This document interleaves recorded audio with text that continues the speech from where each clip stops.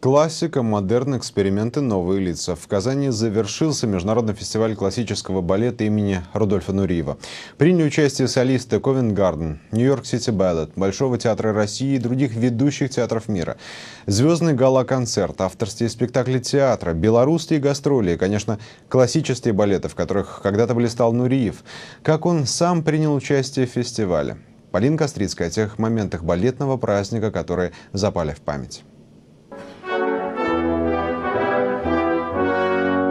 Спектакль Нуриевского фестиваля – дань памяти великому танцовщику. Он невероятно перевоплощался в принцев Альберта в Жизели и Салора в Бейдерке, виртуозно и с юмором танцевал жизнерадостного Базилио в Дон Кихоте. Нуриев поражал зрителей темпераментом, чувственностью движений, собственной трактовкой образов, а еще уникальной походкой. По записям его выступлений сегодня учатся многие танцовщики. Каждая фотография – портрет на счету, и один из них теперь в Казани.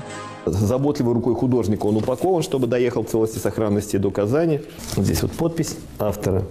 Директору музея соцбыта этот рисунок передал в Париже его автор, художник Ринат Анимаев. В конце 80-х он рисовал на Монмартре. Там и встретил Нуриева, который тогда только ушел с должности руководителя Гранд-Опера. Рудольф Нуриев – это личность, энергетика неимоверная. Один взгляд чего стоит. Рудольф Нуриев уже сильно болел. Через 3 года он умер в Париже. Балетный фестиваль в Казани в его честь. Однако почему, знают не все. Мы предложили зрителям Нуриевского 3 варианта ответов. Потому что Рудольф Нуриев – великий танцовщик 20 века. Потому что Рудольф Нуриев татарин и выступал на сцене Татарского театра оперы и балета. Потому что Рудольф Нуриев незадолго до смерти лично благословил фестиваль и дал ему свое имя. Рудольф Нуриев – великий танцовщик 20 века. Лучший танцовщик 20 века. Да, я думаю, да. Рудольф Нуриев незадолго до смерти лично благословил фестиваль и дал ему свое имя. Он лично благословил, мы так думаем. Это мы знаем, что он благословил, он дал свое имя. На сцене этого театра и фестиваль в честь его назван. На самом деле, на этой сцене Рудольф Нуриев никогда не танцевал. Но в Татарском театре он действительно был дважды. В 1992 году, незадолго до смерти. И выступал, но в качестве дирижера.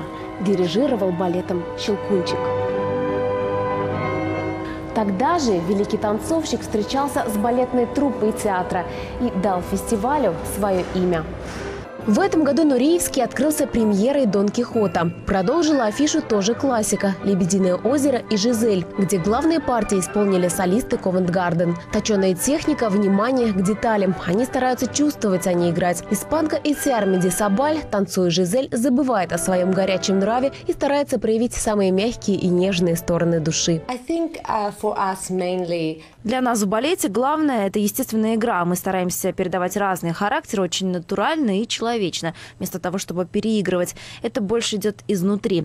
Мы в королевском балете считаем, что качество элементов важнее, чем их количество.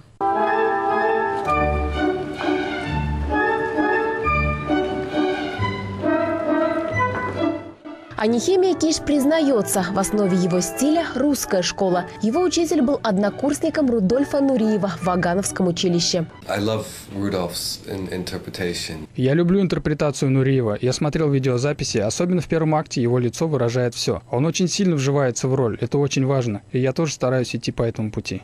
Людмила Коновалова на фестивале имени Нуриева впервые, но сам он всегда незримо присутствует в ее жизни. Ее педагоги когда-то работали с ним. Она танцует много балетов в его хореографии. В Казани Людмила Коновалова выступила в своем любимом балете в роли Бейдерки. Партия драматическая, в ней можно показать чувства, эмоции, страдания. Знаете, в жизни страдать не хочется, а на сцене это можно выразить все, что когда-то испытал в жизни.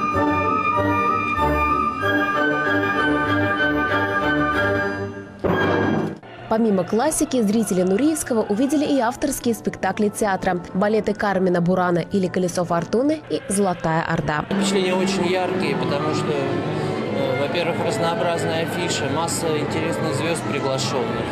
Совершенно меня поразила балет «Золотая Орда» своим каким-то национальным таким колоритом, масштабностью. и очень такой самобытной музыкой. И, конечно, поразил кардебалет. Но классикой фестиваль классического балета не ограничился, ведь и сам Нуриев был новатором и бунтарем. 6 танцев нидерландца Иржи Килиана на музыку Моцарта исполнила белорусская труппа. А за кулисами артисты демонстрировали хороший аппетит и настроение. И даже выступили в роли корреспондентов КЗН. Где вы успели побывать? Поведайте. Я был в Кремле. Мне понравился Кремль. Я бы к вам сюда приехал на футбол, поболеть за казанский Рубин или за Акбарс хоккейный. Все вкусно, очень у вас вкусная выпечка и бутерброды, все отлично. Хорошее гостеприимство. Модерные эксперименты можно было увидеть на гала-концерте. Например, «Другое лебединое озеро». Постановщик Дортмунд балета даже изменил сюжет.